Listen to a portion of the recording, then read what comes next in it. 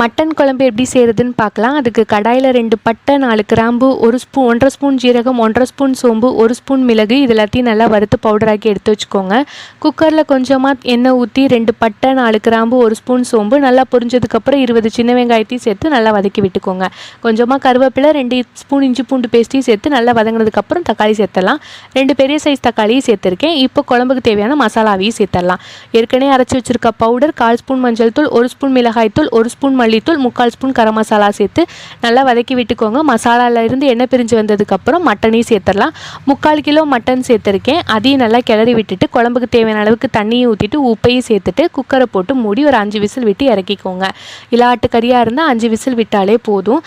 Cooker release ஆனதுக்கப்புறம் ஒரு கிளறி விட்டுட்டு 1/4 மூடி தேங்காய், 1 ஸ்பூன் சோம்பு நல்லா அரைச்சி அதோடு ஊற்றிட்டு ஒரு 10 நிமிஷம் நல்லா கொதிக்க விட்டுட்டு இறக்கிட்டிங்கன்னா மட்டன் குழம்பு ரெடி. பாய்.